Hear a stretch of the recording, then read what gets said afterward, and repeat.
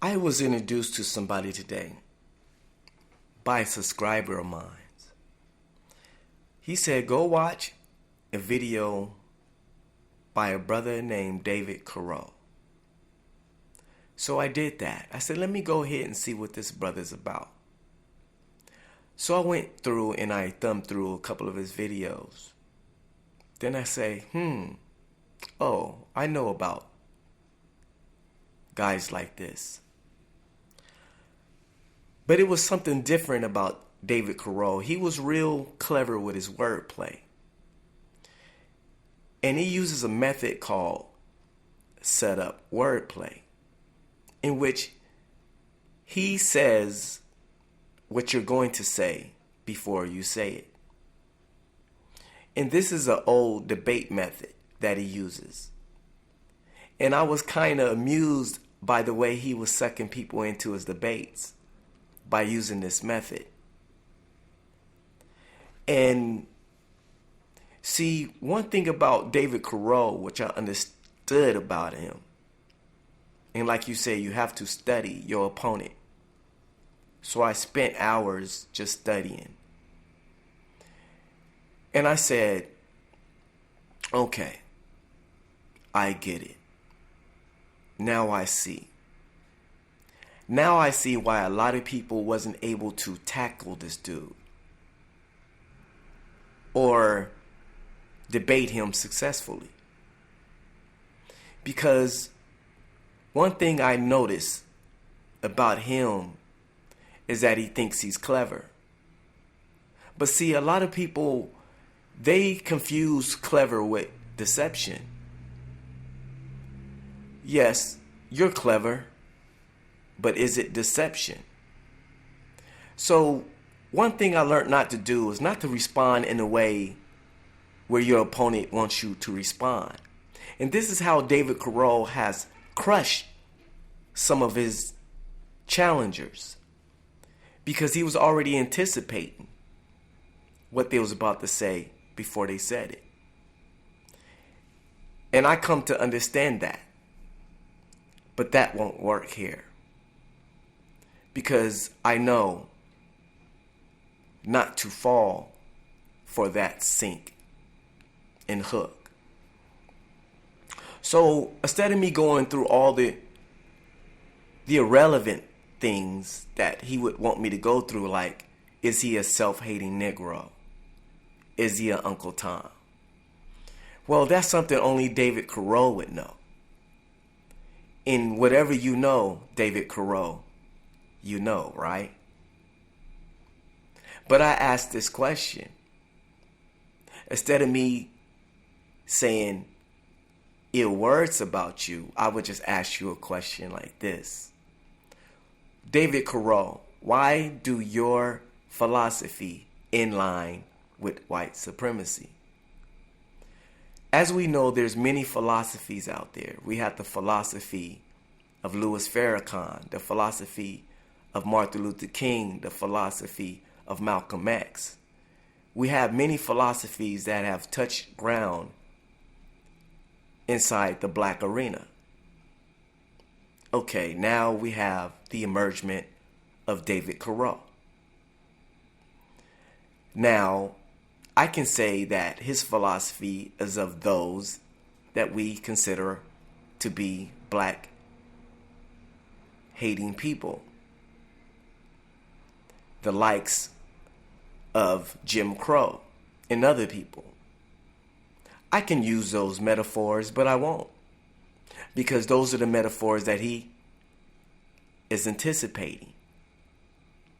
So I will not give him none of that to hold on to. But I'll just ask you a question. Why do your philosophy in line with white supremacy? Why does it in line perfectly? One thing I know is when you see somebody making videos and you see they have the enemy's approval, we automatically know something's not right. So we don't have to call you Uncle Tom. We already know that you are in line. Because see, the enemy only hates those that oppose him. He loves those that agree with him. So from a distance, I watch to see who opposes David Carroll and who approves of him. Now, just in case you didn't know David Carroll, white supremacy aligns with you. I don't know if you're aware of that. White supremacy and white theology aligns with you. It agrees with you. So, only thing I can ask you is, why do they agree with you? Why do white supremacy and theology agree with you? Why do it agree with you, David? That is the question I ask you. Because these people don't care about black people. And I know you're aware of this, right? And white supremacy don't care about the existence of black people. I know you understand this, right? And I know you know that they would rather see us dead, and they would rather see us not prosper or get anywhere. And I'm pretty sure you're aware of that, right? And I'm pretty sure you heard that many times before, right? So you anticipating that, right? So we would be foolish to go down that alley with you, right?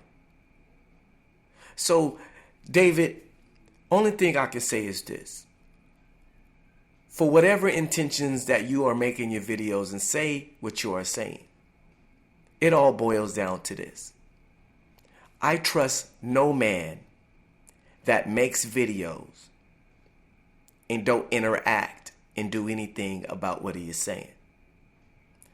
That makes you of non-productive. I don't know what you do personally. I don't know you personally. So a lot of questions only you can answer. And I'm not stupid enough to act like I know what you think already. So I just ask you these questions. This is what I feel. That if you see a person, like me, myself, I go and help young black men get off of the streets, get out of drugs, and get out of the gang life. That is what I do. On the other hand, I produce music as a way of taking care of myself. So I would have to ask this man this. What are you doing personally to change and affect anything that you're saying? Because if you're not doing anything about what you're saying, then you're just wasting your time. And you're just in it for the fight and in it to show black people how stupid they are. Or to show black people how ignorant you think they are. Or just to antagonize black people. And get pleasure out of putting yourself above black people. See, one thing I understand, now we finna go in. But we gonna do it with precision. See, when you are going against an opponent, you go and surgically remove his heart. And today, you have met your match. And I'm going to surgically remove your heart. Now, any man that turns around and put himself above anyone,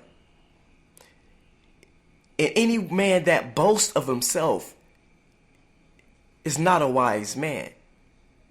And I have seen this man boast. He called himself a masterpiece. He says that his work is incredible. See, you have to watch any man that boasts of himself, because these men are very delusional. Hitler boasted of himself. All the great so-called leaders of the world were very boastful men. But they was very childish. They was very misleading. Some of them was even insane. Because if you're going to boast about yourself, that let me tell you a lot of things about you. And that discredit you as an individual. I'm sorry to tell you that, David Carroll. That discredits you by itself in my means, because I am a humble man. And true wisdom comes from being humble. Not to put yourself greater than, but to be a servant. That is what wisdom really means. A boastful, bragful man that turns around and spends his time doing and saying the things that you say has no good intentions. So today, we're going to let this David Carroll die slow. A slow death.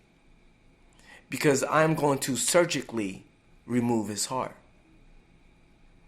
And as I move into my comments and debate, I just hope that he doesn't block me, because I'm coming with the precision knife. And my knife is sharp because it is only there to remove the cancer.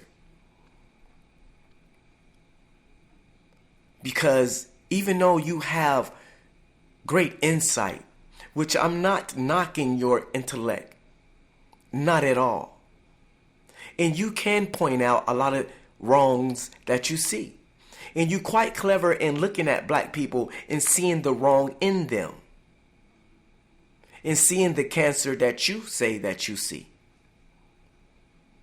But I ask you this from an old parable. Before you move the muck out of your brother's eyes, you first have to remove the muck out of yours. Even though you live your life and you make your videos to debate and to remove the cancer that you see in the black community, only thing I'm asking you, my brother, is do you see yours? And that's the question I ask you. And that will be my dialogue. And that will be the basis of my surgery tool. Not to tear down anyone. Because we know that tearing down doesn't help no one. There's only two type of people. My mama told me. She said there are builders and there are destroyers. So David Carroll, you tell me, are you a builder or are you a destroyer? That is what I want to know personally. Because today you have met your match. And I will surgically remove your cancer. But I am not foolish enough not to see mine. See, that's the difference between me and you. As I put the reflection of the mirror upon the other person, I first have to start with the man in the mirror. I first have to put the reflection upon myself before I put the reflection on anybody else. Only thing I can say is, humble is king. Being humble is true wisdom. That's where true wisdom come from. If it doesn't come from that area, then you are false. You are 100% false. If it comes from an area, if it comes from an area of arrogance. True wisdom comes from a humble position. And we don't have to tear down nobody to get our point across. We don't have to antagonize nobody to get our point across. This is the same method that I used when I came to dealing with Tommy Sotomayor. And you notice that after I made that video, my letter to Tommy Sotomayor, he turned around and he changed the way he approaches in some of his videos. If you don't believe me, go watch some of them. And today, David Carroll, it is your turn. It is your turn to come out of your arrogance. It is your turn to stop lying about you being wise. Because we know that true wisdom comes from a point of humbleness. It doesn't come from arrogance. So if it comes from arrogance, then you're lying. First, remove the plank out of your eyes, for you can see clearly enough to see the plank in everybody else's. Don't recognize their cancer until you're ready to cut yours out. Arrogance has no place in no forum, and true wisdom comes from a place of humbleness. I thank you for listening to my video. In love, conquer hate, and that's the only thing that conquers hate. And I want to let my people know that I love you. I love you unconditionally. I love you to the core of my heart. Even in your wrongs and through your good and your bads, I love you. And I will speak to you in a way where we walk side by side with the recognition of each other.